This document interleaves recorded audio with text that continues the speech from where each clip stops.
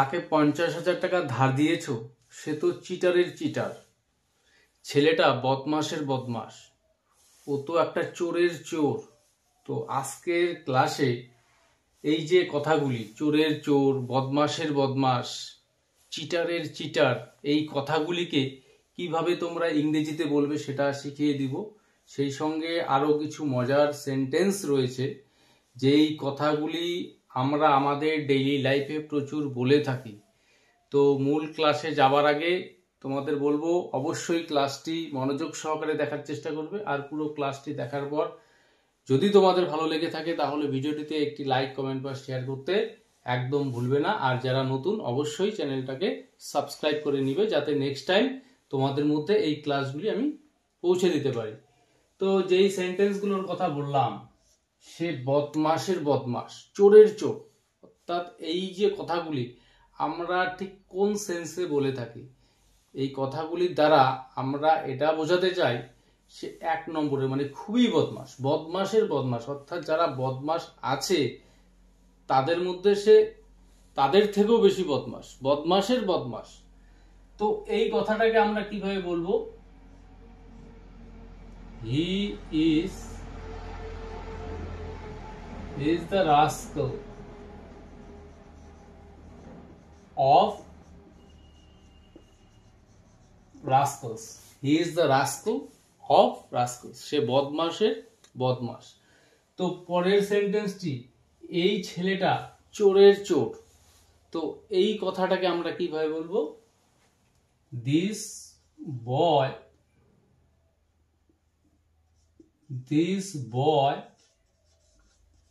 is the thief. This boy is the thief of, তারপরে এই নাউনটা আমরা প্লুরাল ফর্মে নিয়ে আসব। তো থিপ এর প্লুরাল ফর্ম নিয়ে আসব থিপস। This boy is the thief of thieves, অর্থাৎ এই ছেলেটা চোরের চোর, তার থেকে সাবধান। পরের সেন্টেন্সটি, সে রাজার রাজা। তো এই কথাটাকে আমরা কিভাবে বলবো? এই সেন্টেন্সটাও আমরা প্রচুর শুনে থাকি, যে রাজার রাজা। তো he is the king, is the king of kings. He is the king of kings, সে রাজার রাজা। তো পরের সেন্টেন্সটি, তার বাবা একজন প্রতারকের প্রতারক, বা যেটা আমরা ইংরেজিতে বলে থাকি চিটার, বলে থাকি, ইউজ করে থাকি। তো তার বাবা চিটারের চিটার। তো এই কথাটাকে আমরা কিভাবে বলবো? His father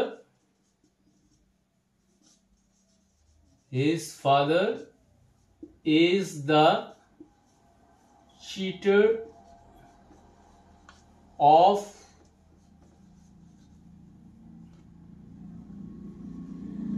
cheaters. His father is the cheater of cheaters. তার বাবা চিটারের চিটার। তো এইখানে আমরা সাবজেক্ট হিসেবে প্রয়োজন অনুসারে কখনো হি আনতে পারবো, সি আনতে পারবো, হিজ ফাদার, মাই ব্রাদার, যা খুশি আমরা সাবজেক্ট হিসেবে এখানে নিয়ে আসবো। তারপর নিয়ে আসবো বি ভার্ব, তারপর দা নাউন, এবং তারপর অফ, তারপরে সেই নাউনের প্লুরাল ফর্ম আমরা নিয়ে আসবো। তো এই স্ট্রাকচার অনুসারে এই সেন্টেন্সগুলোকে আমরা তৈরি করতে পারবো। তো পরের সেন্টেন্সটি, তিনি ধনীর ধনী, মানে যারা ধনী আছে ধনীর মধ্যে ধনী, ধনীর ধনী।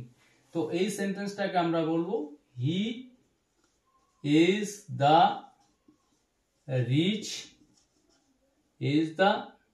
Richest.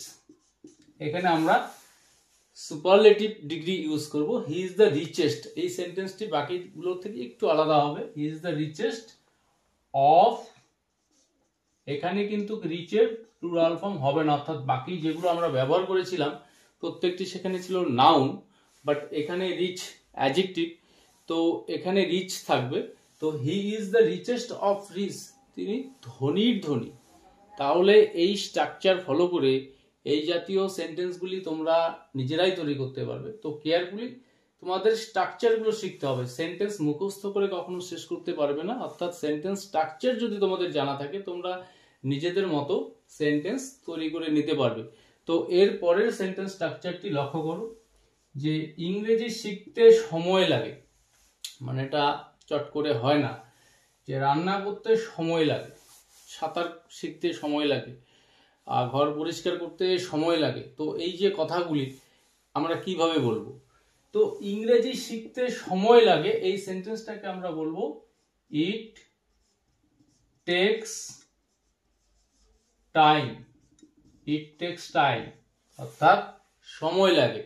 It takes time to, করতে, কি শিখতে? লার্ন। এখানে আনবো, নিয়ে আসবো আমরা verb learn.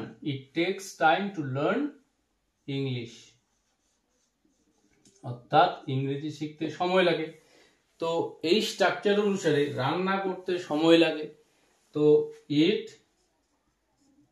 Takes time, it takes time to cook, অর্থাৎ রান্না করতে সময় লাগে। তো এই স্ট্রাকচারকে ফলো করে এই রকম যত কথা আছে আমরা ইজিলি তৈরি করতে পারবো।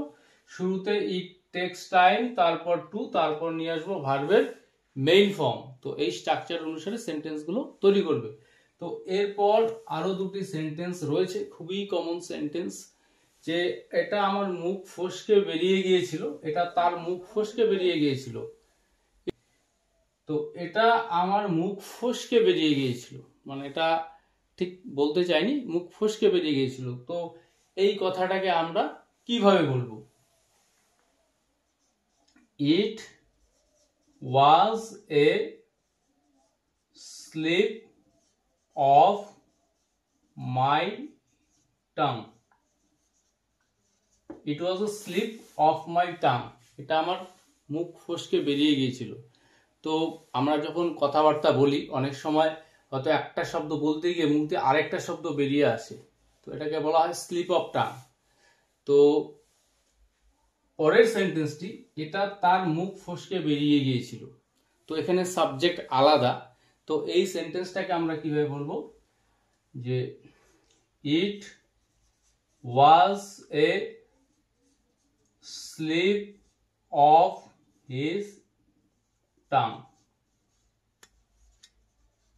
ইট was a slip of his tongue, এটা তার মুখ ফসকে বেরিয়ে গিয়েছিল। সো ডোন্ট মাইন্ড, মানে সেটা বলতে চাইনি, তার ইন্টেনশন এটা ছিল না, তো মুখ ফসকে বেরিয়ে গিয়েছিল।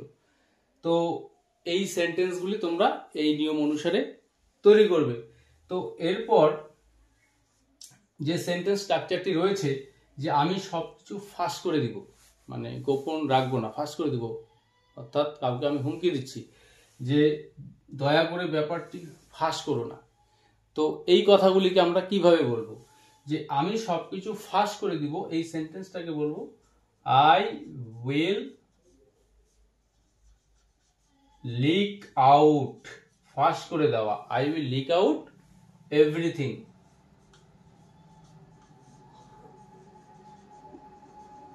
আমি সবকিছু ফাঁস করে দিব। তো ওই লিক আউট কথার অর্থ হচ্ছে ফাঁস করে দেওয়া।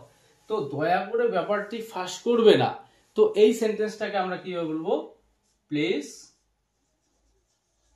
Don't leak out, please don't leak out the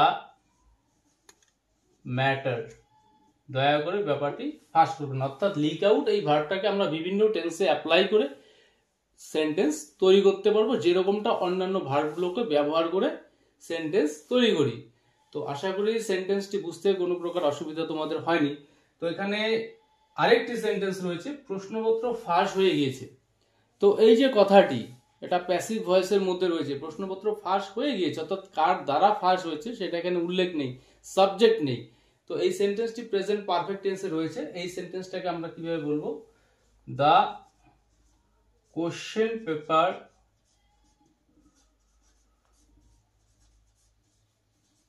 has been, the question paper has been, তারপর আমরা নিয়ে আসবো এখানে ভার্বের third form leaked out. The question paper has been leaked out, প্রশ্নপত্র ফাঁস হয়ে গেছে। তো আজকের এই ক্লাসটি বুঝতে তোমাদের যদি কোনো প্রকার অসুবিধা হয়ে থাকে, কোথাও কোনো প্রশ্ন থাকে, তোমরা অবশ্যই কমেন্ট করে জানাবে। আমি